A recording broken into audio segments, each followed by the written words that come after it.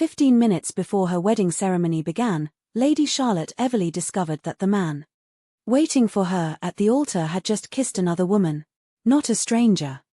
Not some passing temptation she had never heard of, but Lady Vivian Sinclair. The woman who had stood beside her during every wedding fitting, fastened pearls around her neck on the morning of her engagement portraits, and toasted to her happiness while promising that no one deserved love more than Charlotte did. If anyone had told Charlotte that betrayal could arrive wearing the face of your closest friend, she would never have believed them. The wedding of Charlotte Everleigh and Lord Sebastian Ashcroft had been called the social event of the season. Noble families had travelled from across the country to attend. Reporters waited beyond the cathedral gates, eager for photographs of the future Duchess. White roses lined the aisle, musicians rehearsed softly beneath vaulted ceilings. And somewhere inside the bridal chamber, her mother was probably crying tears of joy.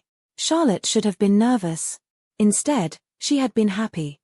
4 years earlier, Sebastian had proposed beneath a sky full of lanterns. During a summer celebration at Ashcroft Manor. He wasn't a perfect man.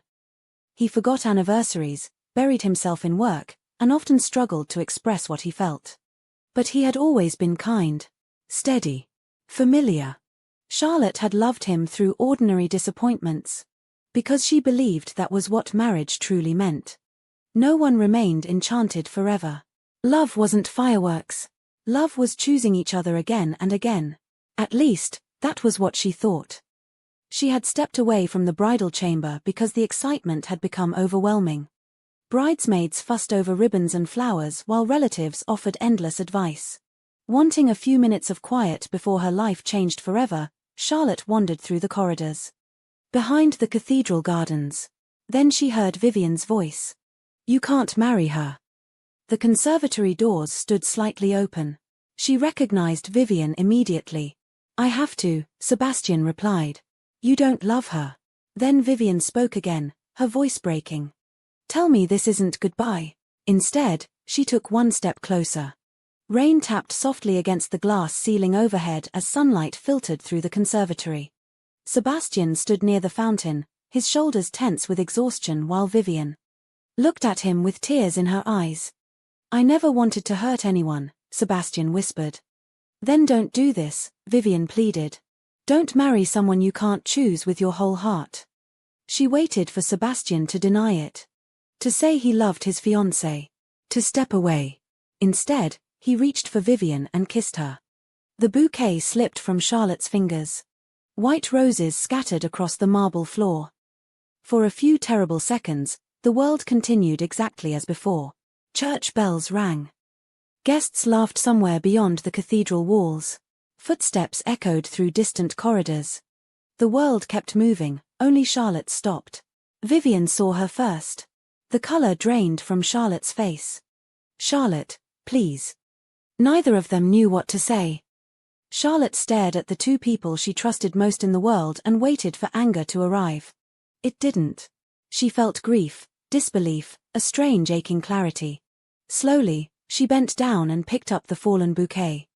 "What time does the ceremony begin?" she asked quietly. Sebastian looked as though he hadn't heard her correctly. "What? You should probably get ready. It's not what you think." "When exactly were you planning to explain it?" "After the vows. After the honeymoon. After we spent the rest of our lives pretending." "I'm so sorry. I think that's the problem. You both waited until there was no honest way left to tell me." She smoothed the front of her wedding gown, then turned and walked away. Back in the bridal chamber, excitement still filled the air. "You look beautiful," one bridesmaid whispered. Her mother pressed trembling hands against Charlotte's cheeks. "Oh, sweetheart. Your father would have been so proud to see this day." The woman staring back at her wore ivory silk and a delicate veil. Pearls shimmered at her throat. She looked exactly like a bride should. 4 years, she had mistaken endurance for love. She had believed patience made relationships stronger. That understanding meant staying silent whenever disappointment arrived. But standing there, looking into her own reflection, Charlotte wondered if somewhere along the way she had confused loving someone with losing herself. The cathedral bells began to ring. "It's time," someone whispered. Outside, hundreds of guests rose to their feet as the great doors opened. A hush swept through the cathedral. Then Lady Charlotte Everly appeared. Radiant. Elegant. Every inch the bride everyone had expected her to be. As she walked down the aisle toward Sebastian Ashcroft, people smiled through tears and admired the grace with which she carried herself. No one noticed the crack hidden beneath that gentle smile. No one realized the bride had witnessed her future husband betray her less than 15 minutes earlier. No one except Sebastian, standing at the altar with fear written across his face as Charlotte slowly approached. Because, for the first time since he had known her, he understood something that terrified him far more than tears or anger ever could. The woman who had forgiven him every disappointment had finally stopped asking herself how to save the relationship, and had begun asking a far more dangerous question: what if she deserved better? By the time Charlotte reached the altar, the entire cathedral had risen to its feet. The orchestra swelled with emotion, guests smiled through tears, and the priest welcomed everyone with the warmth expected on such a joyful occasion. From a distance, it looked like the perfect ending to a perfect love story. The beautiful bride stood beside the handsome groom, surrounded by white roses and the blessings of everyone who had gathered to witness the beginning of their forever. Only Charlotte knew that forever had ended 15 minutes earlier. Only Sebastian knew that the woman standing beside him had already seen the truth. Lord Sebastian Ashcroft, do you take Lady Charlotte Everly to be your lawful wife, to love and honor her all the days of your life? His hands trembled slightly at his sides. I do, he answered, though his voice lacked the certainty everyone had expected. The priest smiled and turned toward Charlotte. And do you, Lady Charlotte Everly, take Lord Sebastian Ashcroft to be your lawful husband? I would like to say something first. The priest hesitated before nodding politely. Of course. People who had celebrated her engagement and congratulated her on finding the love of her life. Then she turned toward Sebastian.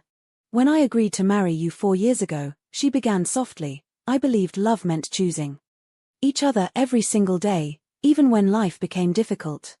I believed honesty mattered more than perfection. I also believed that if the person you loved no longer chose you, they would at least have the courage to tell you. Charlotte. 15 minutes ago, I walked into the conservatory behind this cathedral and found my fiancé kissing my closest friend. Vivian lowered her head in shame. I didn't stay because I forgave it, Charlotte continued.